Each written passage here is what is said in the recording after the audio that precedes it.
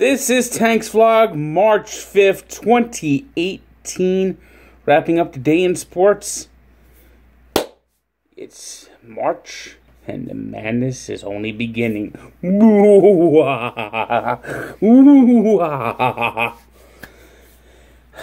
Selection Sunday is 6 days away, and the spots are starting to fill up. Now, we had the Big Ten tournament because they wanted to play the Big Ten tournament in Madison Square Garden. And next week is when the Big East has their tournament at Madison Square Garden. So the Big Ten has to play theirs early, where most of these smaller conferences are playing, taking the air out of the smaller conferences. But it's only going to hurt the Big Ten in the end. Michigan won today. They beat Purdue. They won the Big Ten tournament. And now they're not going to play another game for nearly 2 weeks.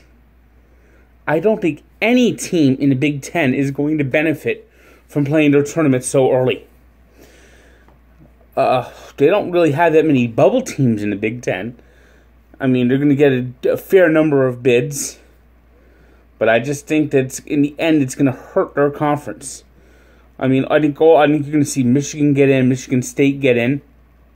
Even though Michigan State probably shouldn't, for other reasons other than basketball, play on the court. Just another example of how the NCAA is toothless when it comes to actually punishing real crimes. You'll see Penn State in there. Purdue will get in. Probably a couple other teams will get in. It's going to... So the Big Ten is going to get their teams in.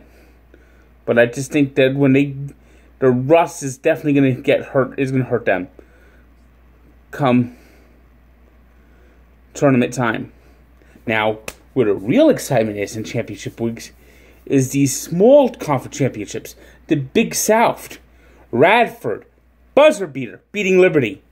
Loyola-Chicago in the Missouri Valley Conference, clinching their first bid in 33 years. It's a team that one time was a powerhouse. 1963 NCAA champions. Come on. Then we have the first time bid, and that's Lipscomb, who won the Atlantic Sun Conference, beating Florida Gulf Coast. One day, we're going to see NJIT in the tournament. And that will be a moment to really celebrate. Of course, there might be Martians walking around the earth at that time, but there might be Martians walking around the earth now.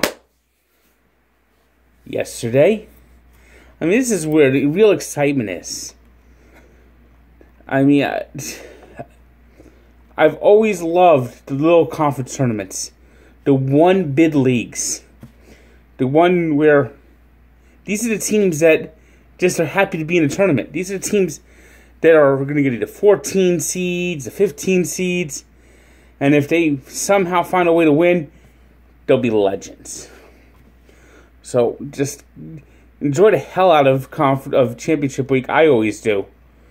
And let's always root for the small little teams that could, and I always love when someone makes a tournament for the first time.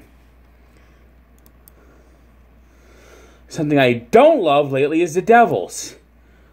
Good week, bad week. Good week, bad week. Win 3, lose 3. Win 3, lose 3. And now they've lost 3 in a row again.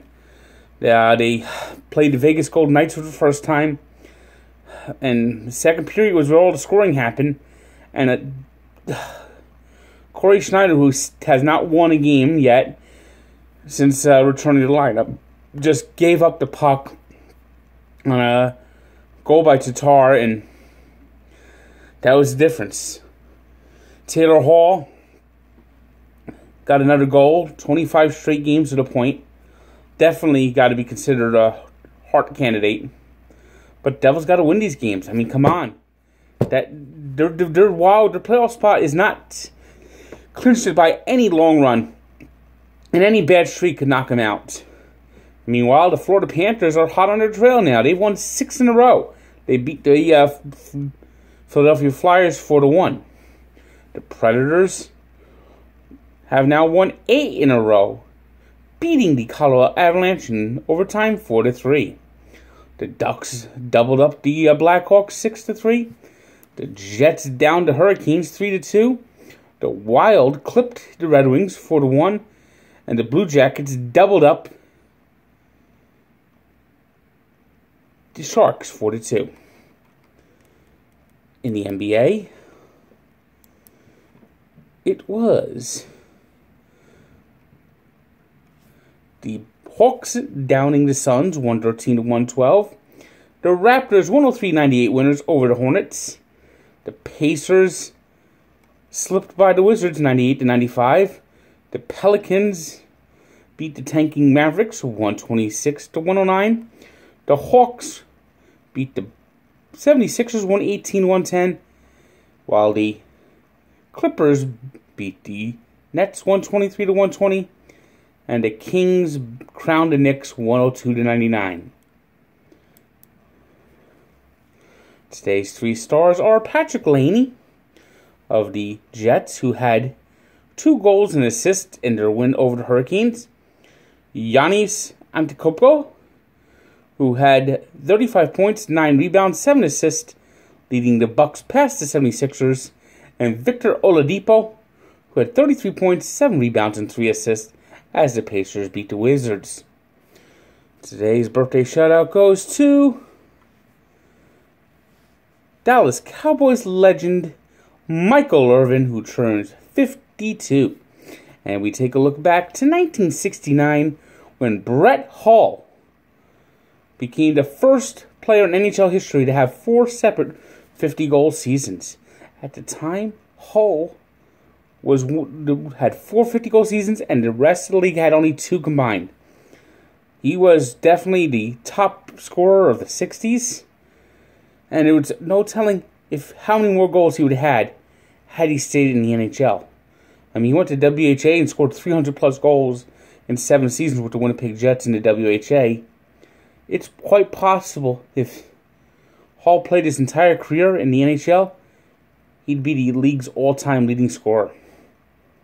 So check out the full story at Barstool Sports and Sports Encyclopedia, where sports history lives. Good day.